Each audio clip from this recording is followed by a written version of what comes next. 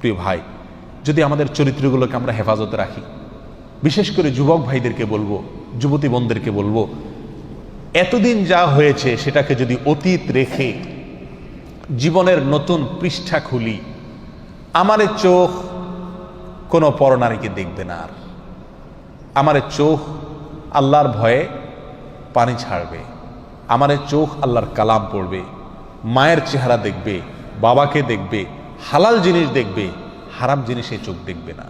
এই প্রতিজ্ঞা যদি আমরা কোনো যুবক করতে পারি, কেমন যেন আমি জাহান্নামের পথ থেকে লাফ দিয়ে জান্নাতের পথে চলে আসলাম, কেমন যেন আমি জাহান্নামে পড়তে যাচ্ছি সেখান থেকে ঝাঁপ দিয়ে জান্নাতের দিকে ঝুঁকে গেলাম।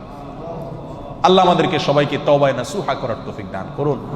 প্রিয় ভাই, এই চোখের গুনাহ, এই চোখ দিয়ে যে হারাম জিনিস আমরা দেখি, এটা কত জঘন্য, এটা কত জঘন্য। এই অপরাধ, এর রেশ, এর প্রভাব, এর অ্যাকশন, এটা বহু সময় পর্যন্ত থাকে, অনেক সময় বছরকে বছরও থাকে, চাইলেও এটার অ্যাকশন থেকে মানুষ বাঁচতে পারে না। আপনি একটি অন্যায় কাজ করছেন, একজনরা একটা গালি দিয়েছেন, এটার আর রেশ থাকে না, বরং পরক্ষণে মনে উঠলে খারাপ লাগে যে লোকটাকে গালি দিলাম, ঠিক না বেঠিক? আপনি একজনের প্রতি অবিচার করছেন, সাময়িক অবিচার করছেন, অন্যায় করছেন, শেষ হয়ে গেছে, শেষ।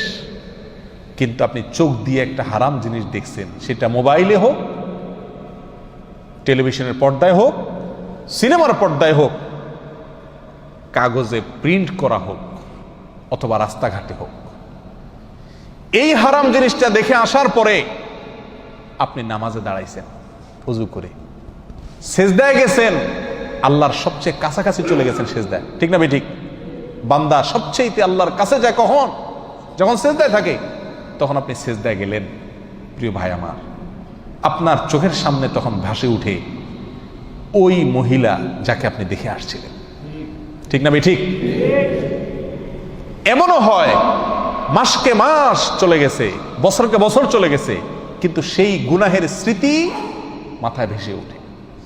আপনি আছেন সেজদায়, করতেছেন আল্লাহর ইবাদত, কিন্তু আপনার অন্তর গুনাহ করতেছে, অন্তর জেনা করতেছে, নামাজের মধ্যে আপনি জেনা করতেছেন, রোজা রেখে আপনি জেনা করতেছেন, ঠিক না বেঠিক? এত জঘন্য গুনাহ এই চোখের গুনাহ। প্রিয় ভাই, এগুলো হলো বর্ডার। একটা দেশের যেরকম কি থাকে, বর্ডার থাকে না? বর্ডার যদি বেদখল হয়ে যায়, তাহলে রাজধানীও কি হয়ে যায়? বেদখল হয়ে যায়, ঠিক না বেঠিক? এই চোখ যদি শয়তানের নিয়ন্ত্রণে চলে যায়, শয়তান আপনাকে দিয়ে যেখানে খুশি সেখানে আপনার চোখ ব্যবহার করে, আপনি আল্লাহর ভয়ে ফিরে আসেন না, দেখা থেকে বেঁচে থাকেন না। শয়তান আপনাকে বলে এই ইউটিউবের এই লিঙ্কে টিপ দে, এই যে এই মহিলা দেখ, এই যে এই ভিডিও দেখ, ফেসবুকের এটাতে টিপ দে, এই যে এটাতে টিপ দে, এই যে মহিলা গেল দেখ। শয়তান যেদিকে আমাকে টানে, আমার চোখ সেদিকে চলে যায়। যদি এরকম হয়, যদি আমি এরকম কন্ট্রোলের বাহিরে হয়ে যাই, তাহলে কেমন যেন আমার শরীরের বর্ডার, এই চোখ, মুখ, কান, এগুলো আমার শরীরের কি রে ভাই? বর্ডার। বর্ডারের বিভিন্ন পয়েন্ট থাকে না, ঢুকার জন্য, বাইর হওয়ার জন্য? এই কান, নাক, মুখ, চোখ, এগুলো হলো আমাদের শরীরের কি রে ভাই? বর্ডার। এই বর্ডারগুলো যদি শয়তানের নিয়ন্ত্রণে থাকে, এগুলোকে যদি শয়তান তার যেখানে খুশি সেখানে আমাকে দিয়ে ব্যবহার করায়, তাহলে আমার শরীরের যে রাজধানী অর্থাৎ কলব, আমার যে অন্তর, সেটা কার দখলে যাবে? শয়তানের দখলে যাবে। সারাদিন যেটা দেখবো নামাজে সেটাই মনে আসবে, অন্তরে সেটাই আসবে। প্রিয় ভাই, এই চোখের গুনাহকে আমরা গুনাহ মনে করি না। এর একটা অন্যতম কারণ হলো এই গুনাহটা করা খুব সহজ। চুরি, কি বলেন, এটা চাইলেও তো করা যায় না, নাকি? সবাই করতে পারে চুরি, ডাকাতি, খুন খারাপি, মদ খাওয়া, মানুষের সাথে অবিচার করা, অন্যের হক মারা, এগুলো চাইলেও তো মানুষ কি করতে পারে না। আবার অনেক অন্যায় আছে যেগুলো সামাজিক চাপের কারণে মানুষ করতে পারে না। কিন্তু এই চোখ দিয়ে যে হারাম জিনিস দেখা, এটা আজকে এমন সহজ হয়ে গেছে যে কি নামাজি কি বেনামাজি, কি দাড়িয়ালা কি বেদাড়িয়ালা, কি ভালো মানুষ কি মন্দ মানুষ, মোবাইল হাতে আছে, ইন্টারনেটের কানেকশন আছে, যা খুশি তা দেখতে পারে। রিমোট হাতে আছে, যা খুশি তা দেখতে পারে। ঠিক না বেঠিক? শয়তান তখন আমাদেরকে প্ররোচিত করে, আমাদেরকে বিপদগামী করে, আমাদের দিয়ে হারাম কাজ করায়। আর করতে করতে করতে করতে একসময় বেহায়া হয়ে যায়, নির্লজ্জ হয়ে যায়, এরপর এটা নেশায় রূপ নিয়ে যায়। তখন বাঁচতে চাইলেও বাঁচাটা কি হয়ে যায়? কঠিন হয়ে যায়। আল্লাহ সুবহানাহু ওয়া তাআলা আমাদেরকে আমাদের চরিত্রগুলোকে ফুলের মতো পবিত্র করার তৌফিক দান করুন। এতদিন আমরা যা করেছি, আসুন আসুন প্রিয় ভাইরা, জাহান্নামের পথ থেকে লাভ দিয়ে জান্নাতের পথে চলে আসি। করবো তো ইনশাআল্লাহ? যে সমস্ত ভাইরা তওবা করবেন তাদের পূর্বের গুনাহ আল্লাহ তাআলা মাফ করে দিবেন। অতীতে আমরা যা করেছি সেটার জন্য আজ তওবা করি। আমার এই চোখ দিয়ে আমি হারাম জিনিস দেখব না। প্রিয় ভাই, দেখার যে জ্বালা, দেখার যে স্বাদ, এই চোখ দিয়ে আমি হারাম জিনিস দেখলাম, হারাম মহিলা দেখলাম, হারাম মেয়েদের দিকে তাকালাম, সেটা মোবাইলে হোক, টেলিভিশনে হোক, কাগজে হোক, বাইরে হোক, সরাসরি হোক, আর যেভাবেই হোক, এই দেখার ফলে একটা নগদ মজা পাই আমরা, তাই না?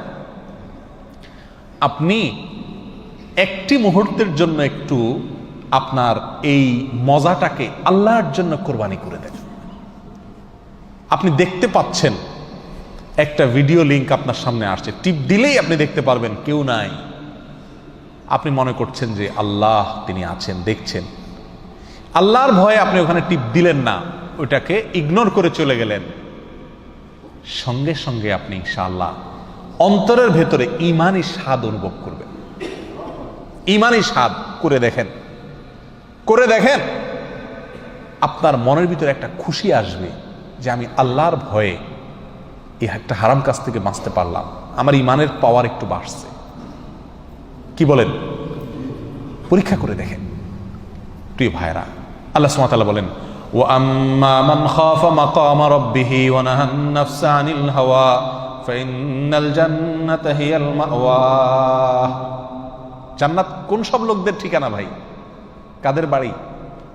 জান্নাত হলো ওই সব লোকদের বাড়ি, জান্নাত হলো ওই সমস্ত লোকদের ঠিকানা যেই সমস্ত লোকেরা আল্লাহর সামনে দাঁড়াতে হবে। কোন চোখে, কোন লজ্জায় আমি আল্লাহর সামনে দাঁড়াবো, এই কথা মাথায় রেখে হারাম কাজ থেকে দূরে রাখছে, অন্যায় থেকে দূরে সরিয়ে রেখেছে নিজেকে। এরা হলো জান্নাতের মালিক, এরাই জান্নাত হলো এদের ঠিকানা, জান্নাত হলো তাদের বাড়ি। করবো তো ইনশাআল্লাহ? নিজের মনের সাথে যুদ্ধ করবো তো ইনশাআল্লাহ? প্রিয় ভাইরা,